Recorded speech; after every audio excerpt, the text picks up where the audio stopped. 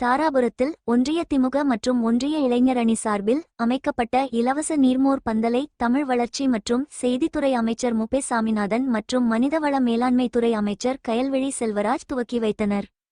திருப்பூர் மாவட்டம் தாராபுரம் ஒன்றிய திமுக மற்றும் ஒன்றிய இளைஞர் அணி சார்பில் வெயிலின் தாக்கத்தை குறைக்கும் வகையில் இலவச நீர்மோர் பந்தல் அமைக்கப்பட்டது. இலவச நீர்மோர் பந்தலை தமிழ் வளர்ச்சி மற்றும் செய்தித்துறை அமைச்சர் மு. சாமிநாதன் மற்றும் மனிதவள மேலாண்மை துறை அமைச்சர் கயல்விழி செல்வராஜ் ரிப்பன் வெட்டி திறந்து வைத்து பொதுமக்களுக்கு இளநீர், வெள்ளரி, மோர், தர்பூசணி ஆகியவற்றை வழங்கி வெயிலின் தாக்கத்தை குறைக்க இலவசமாக வழங்கினர்.